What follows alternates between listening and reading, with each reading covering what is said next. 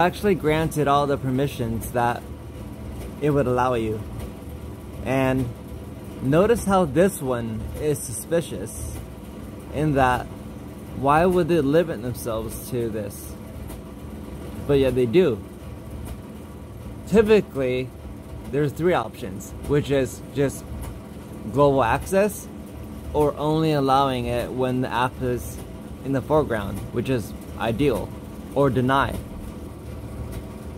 So I actually enabled everything just to prove a point. Look how much nobody freaking cares. There's no warning about anything breaking. There's no issues with it. Doesn't even complain. And here's the thing. The app still works. It just doesn't really work very well because you're not giving any information, but it still works. Isn't that kind of odd? So what I typically do is I just give her permission to just have access to my body sensors, because that's really all it needs. But here's the thing with the way Samsung handles permissions. It lets you give permissions. Like if I were to allow it to use location data, which I actually don't mind, because I mean it's only going to be using the foreground, so whenever I want it to, then I could just start it and then it'll actually log my actual distance and path using GPS, which is pretty cool. It's a feature I could choose, and it only allows that feature to happen when the app is actually in the foreground when I choose for it to happen. Or I could just shut it off and it'll just use only body sensors and the rhythm of my steps, and it does a pretty damn good job of figuring out what I'm doing. It actually knows whether I'm jogging, whether I'm actually swimming, whether I'm actually using a elliptical. It's actually pretty damn good at detecting those things. And they spent all this time making it so that this single app would work with the bare necessities of just the smallest amount of information that you are willing to give it, or even no information at all, and the app still loads and it still works. And that's the way Samsung's ecosystem works, is that it's all voluntary. And that's how Apple's ecosystem works too. You can give it the information, you can allow it to do, you know, you see what you gain from giving it location services, but you don't have to. Now try going to Google Fit and try disabling one of the actual permissions and see how much of a hassle it gives you. Not only will it pretend like your whole phone's gonna break, but try even loading the thing. And that's the difference between the two ecosystems, or the three ecosystems actually. Samsung and Apple are basically frenemies. I mean, you know, they sell to each other, they are reliant on one another. And in the same way, Samsung and Google are kind of frenemies. They kind of have to work with each other. Everyone in this global space has to kind of work with one another because we have so few corporations on the planet. But yet, each still has to find a niche. They can't step on, you know, for Google to try to be something else just doesn't make any sense. For Apple to just try to be like Google doesn't make any sense. They each have to find their niche. And the niche that Apple and Samsung both do, and it's pretty obvious actually, but they do it in different ways. Apple has a walled garden approach where they produce a kind of they're pretty much like the Nintendo of hardware. They use kind of like the withered leaf technique that Nintendo used, where they will kind of sit back, do the second mouse catches the cheese, and see how they can improve upon something that's already in existence. So like, you know, Wacom, they have a pen, and they will study that pen and see how they can make it better, and then they'll patent it and they'll make it their own. And so then that's why it's called the walled garden, right? That's only something that would work within the Apple ecosystem. Samsung, on the other hand, they license technology from all sorts of different sources, and then they integrate it into their hardware to get as rich of a, to give you like as rich of a feature set as you could. Knox actually uses NSA patents to actually even operate, and it works off of the hardware of Qualcomm to create the TPMs, the trust zones that it uses to operate. So all the different trust zones, the Knox containers that it creates are actually not at the software level that works kind of like Android for work or something like that. It's actually split like a Hydra from the hardware. So no head of the Hydra is actually aware of the other head. It's the analogy I give for the way Knox works is it's almost like trying to extract the dream of a dreamer with a chainsaw. In order for you to actually get even into a Knox container, where you could get to the point where you could hack to a Knox container, you have to pass the DM Verity, the whole boot check. Basically, it has to log in, even pass all the e-fuses to make sure that the e-fuses are all matching, fingerprinted to the correct hardware. It then loads up the standard Android environment, and then from there, then you go log in to Knox. Only then you can log into Knox. You can't log into Knox from any other state. If you have the phone on a, just basically on some kind of a forensics table, there'd be absolutely no way to brute force the Knox containers apart, because the way the information is stored isn't actually separated into different partitions. They're not encrypted. In fact, it's even better. They're interwoven into the same partition. And each of the interwoven layers are actually encrypted themselves. So in order for you to actually brute force hack any of the individual targets, you'd actually have to hack them all at once.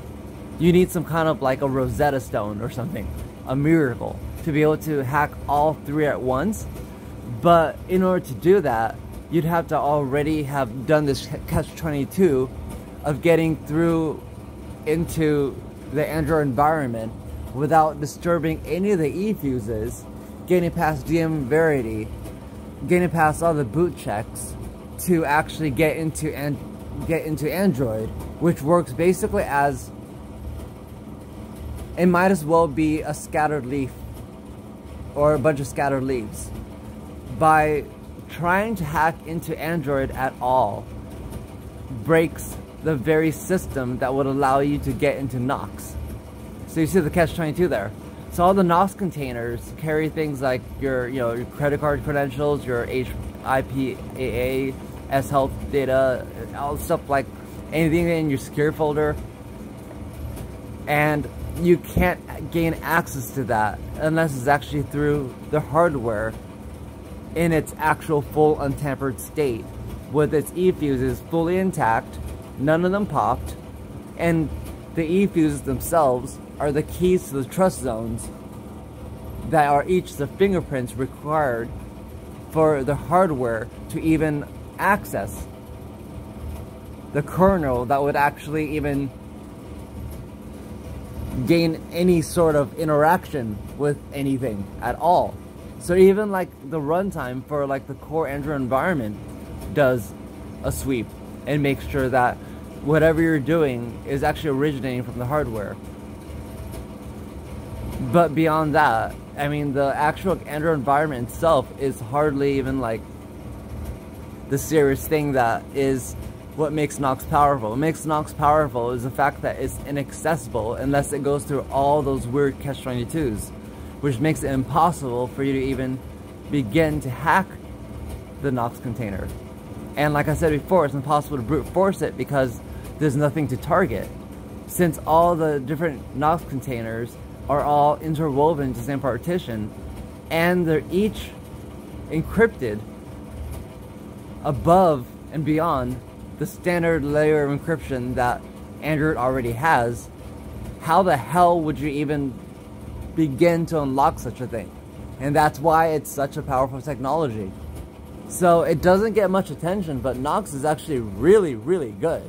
And you should really, you should use it. Put all your baking stuff in there.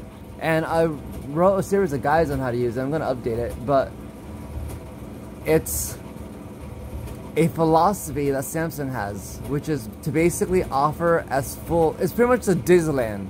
If Apple is the Nintendo of computers or phones or whatever we'll call them nowadays, which makes sense because Steve Jobs, you know, and Wozniak started off at Atari, so it makes sense that they would start a computer system that would run very much like, you know, the way you would put cartridges in one app at a time. That's pretty much the way the iPhone works, right? It works like an emulator that, you know, runs one app at a time. It kind of still follows the same philosophy as you're playing pretty much like Atari, except for it's like a jukebox. All the apps are in there. Samsung, on the other hand, they have two layers. They have their S ecosystem and they have Android. Their S ecosystem is its entire, at least it's a completely separate ecosystem from Google. And the complaints of there being duplicate apps is actually just really, really like,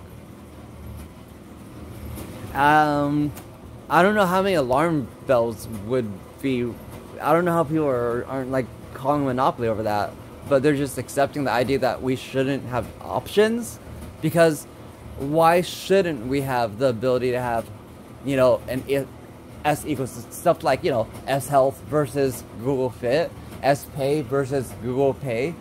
You know, the S Internet browser is by consensus known as being way better than Chromium.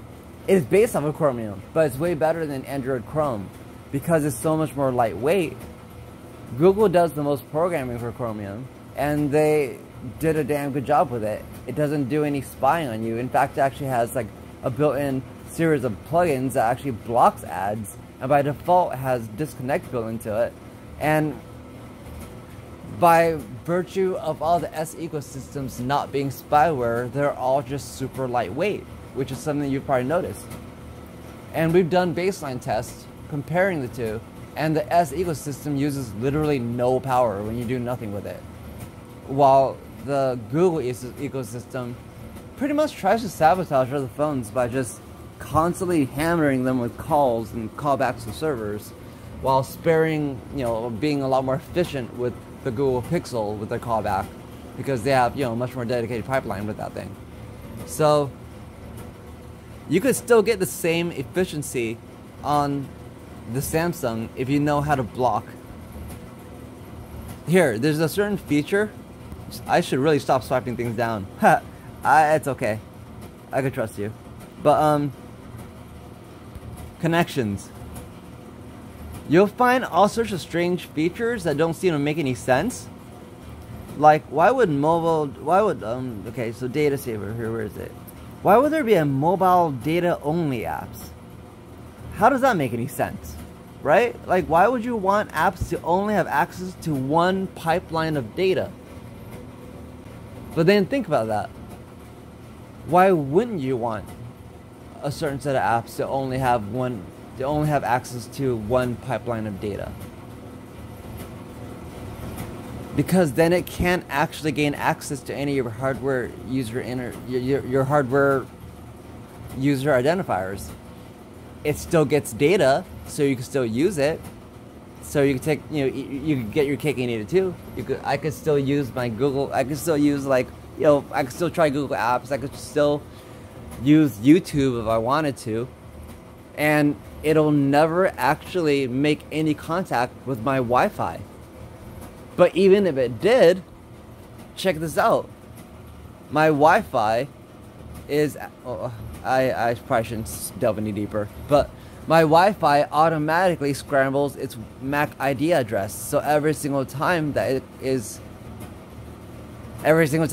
shut it off and on, there's a new mask over it. So if I were to stand next to the same person, wander past the same stations as people with Pixel phones or other Android phones that are just, you know, using basically Fire Index, they wouldn't be able to track my presence.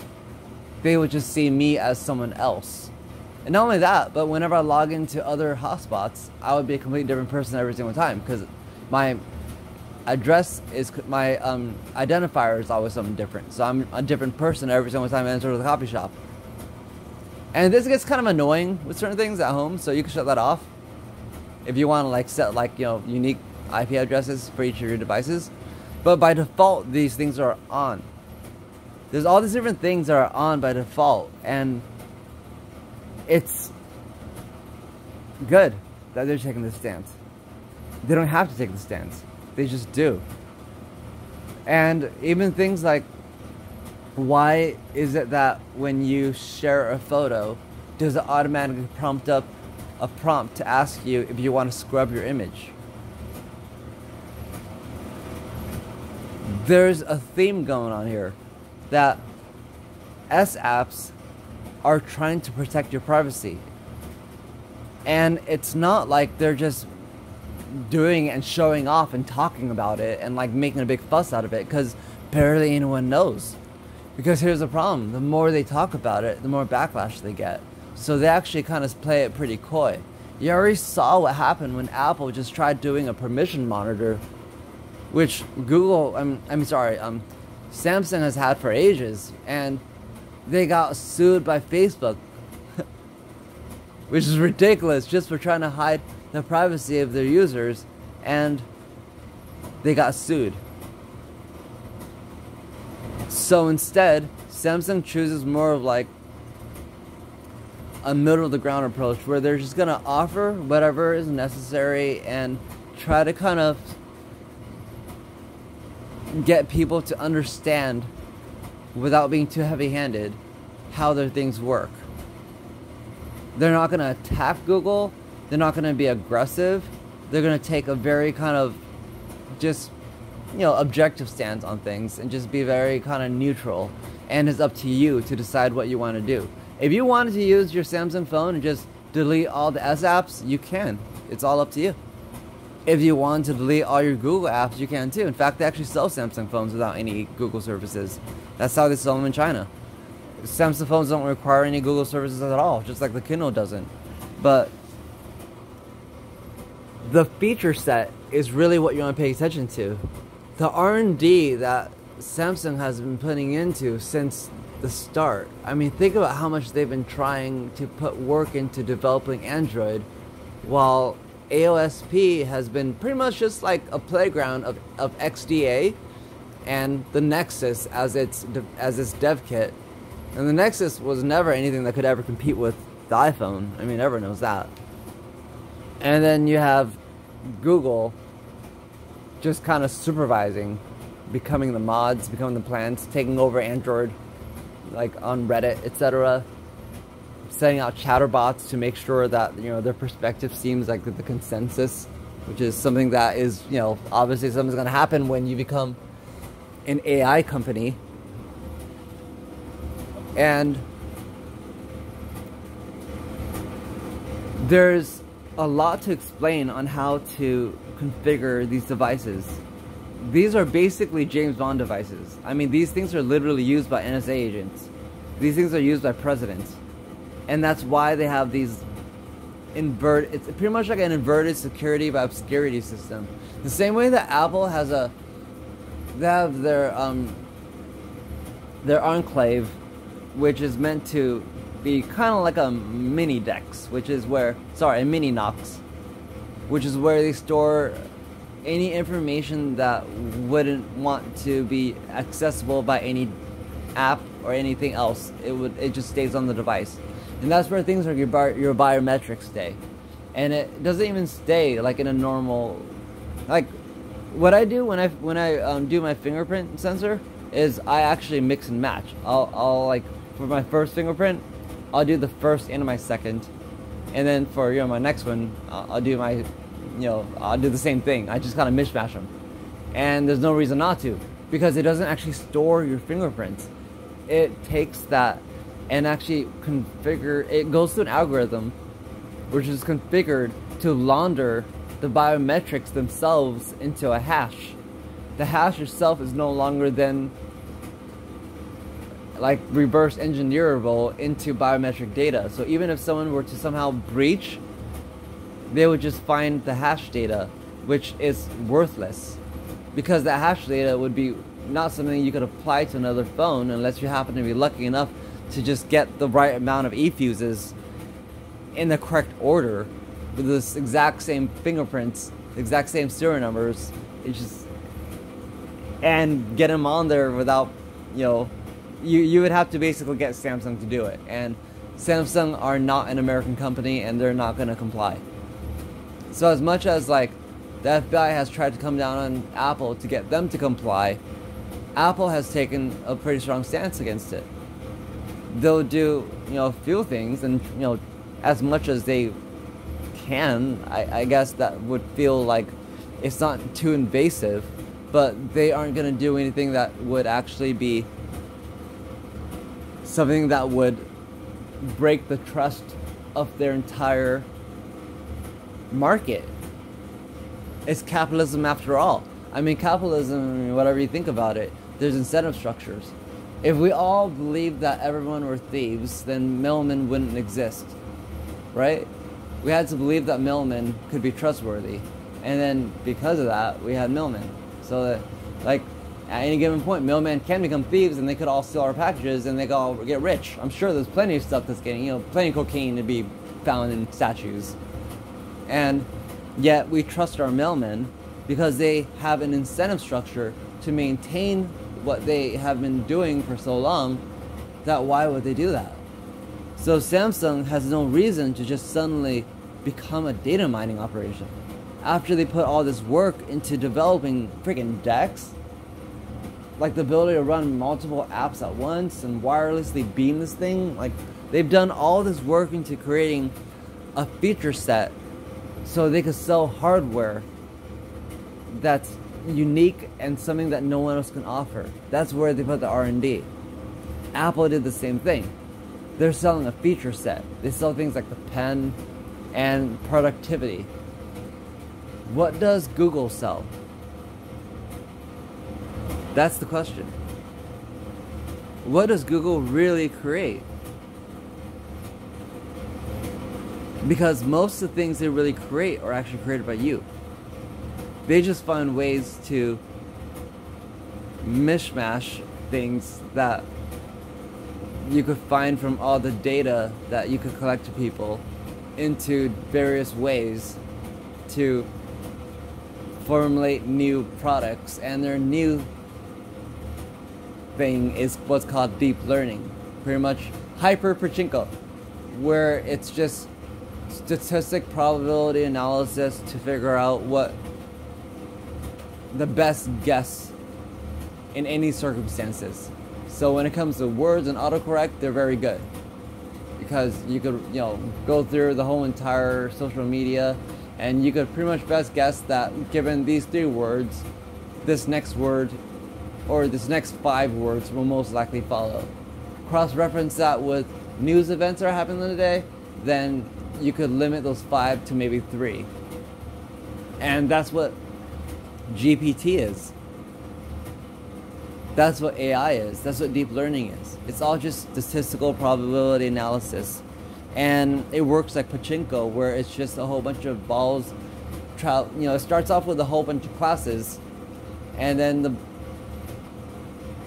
it goes down the classes, funnels through probability, and figures out what is the most likely next step. And what would determine what would be the most likely next step would be what the previous person had done, what the previous crowd had done. But in order to do that, they also need to divide the people into channels to figure out, you know, like they say, birds of a feather. If you divide the people into flocks, they're gonna be a lot more reliable. You could guess what they're thinking, what they're planning, even their language, a lot more easily, based off of the location, based off of who they interact with. But all this took taking people and basically separating them into channels and then bundling those channels together and then selling them off to special interests. Among those interests are their own. And their own special interest is to just continuously develop their deep learning AI. And the deep learning AI is just meant to just pretty much replace humans, is what their goal is, to put it frankly. And that's not even my own words. That's basically their words. And it's not even like, it's I mean, have you seen like those demos on like they're doing reservations where they use GPT to actually call someone and make an appointment for them? All that's reliant on social media being this gigantic way of classifying what would be most likely said between two people. But here's the thing that's effed up about it. GPT was never supposed to be released to the web. It was supposed to be something that was just like, you would just, it's proposed as if it's something that just studied the web and learned from it, but it wasn't. It was actually released onto the web, just like Tay. You might remember Microsoft Tay? Well, OpenAI licensed itself to Tay. OpenAI originally started off, you know, Elon Musk, as he typically does. OpenAI was supposed to be an open source project, and it was a bait and switch, just like AOSP. So OpenAI is now closed, and it's being licensed to Microsoft as well as others that we don't know. You can sign up for it. I've signed up for it, and it's fun to play with. You can also find GPTs online and just play with them. And the ability for these people to swing even things like the vote is something we should really consider. It's just the fact that you could actually gather a whole bunch of people into a channel, bundle them all together, create an echo chamber on purpose, and then take that echo chamber like pachinko balls, except for a very, very worn down pachinko table, where all the balls are known to follow the path of least resistance. And if a ball deviates, it just kind of creates another path that, you know, inexorably leads to the same place. And if not, then human intervention comes in and makes sure that it does. Because it's not like there's no wizard behind the curtain at the end of Wizard of Oz here. Like, at any given stage with AI right now, there's still human intervention. It's not like this thing's just running rampant, and it's not like this thing's just observing. This thing is interacting with humans, and this thing is also being manipulated by humans. And it's 1 + 1 = 2. It's also being used to serve the interests of humans. And those humans are not the people that are using it the way the average person would, but are using it to manipulate the average person instead. I could show you a lot more information about this if you wanted to know more about it, but that's why Bixby and Siri are constantly attacked. It's because, you know, you'll see the pattern. It's just not smart enough.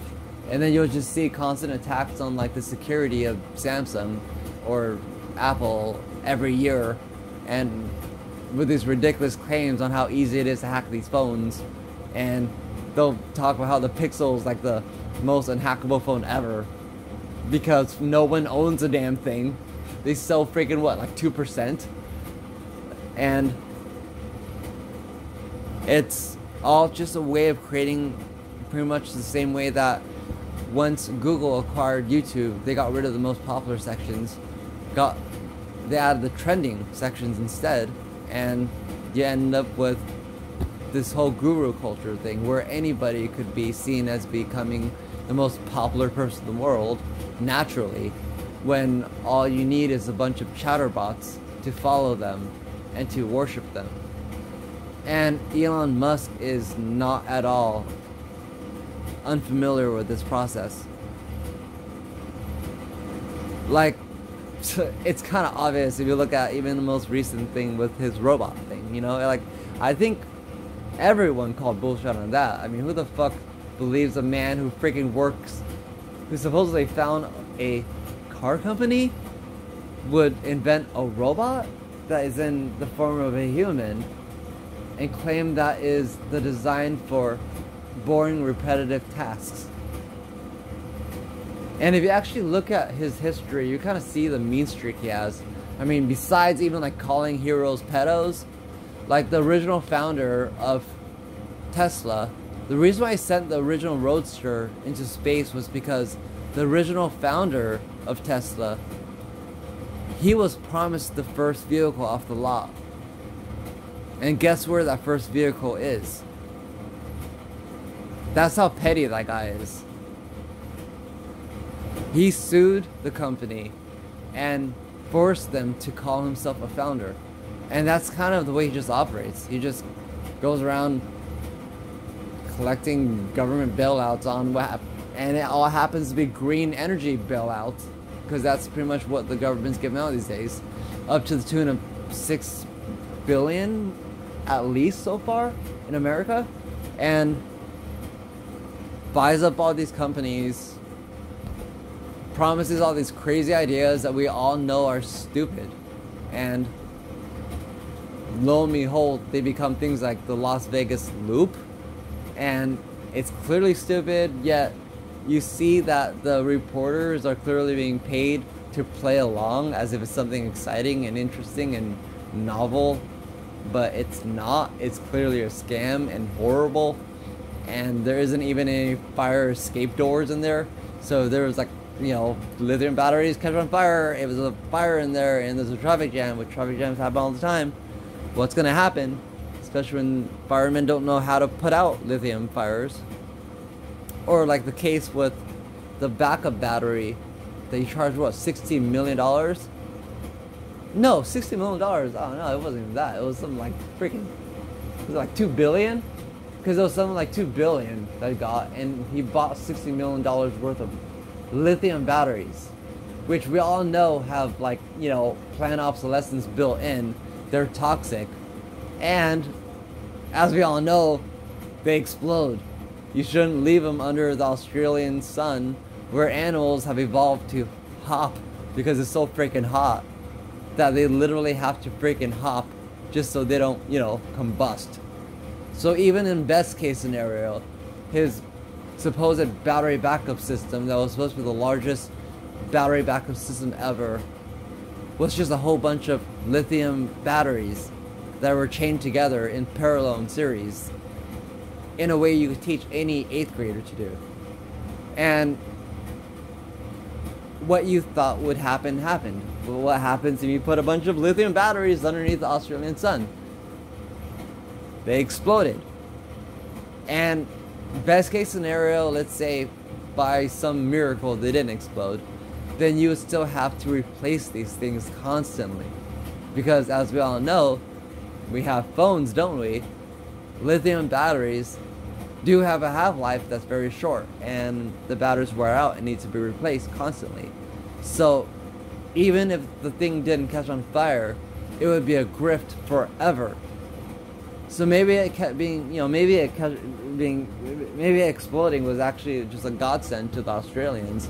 But it kind of just shows how this whole entire scam operates, because we no longer have the power to call bullshit. Like the ability for us to even have the feeling that there's any real consensus is completely astroturf and artificial now. And I think we all kind of have this sense that it's not just social media that changed. Something very, very specific happened. It wasn't because MySpace died and Facebook arose, because it's not like social media just like came out of a vacuum here. Social media existed in multiple forms all the way back to ICQ or AIM or AOL, or I mean, even you can even chat in Napster. I mean, social media has been around forever, and it was never as toxic as it was today. But unfortunately, GPTs look for conflict, and they tend to bully people, because when you bully people, you learn. And when you bully people, especially with divisive topics, you get deep into discussions, and as deep as GPT could ever be, as deep as online AI serial intelligence could ever be, is as deep as a single conversation in social media could ever be, because that's its entire basis. So yeah, I'll just end there. But yeah, that's pretty much the world we live in, and everything's pretty freaking crazy.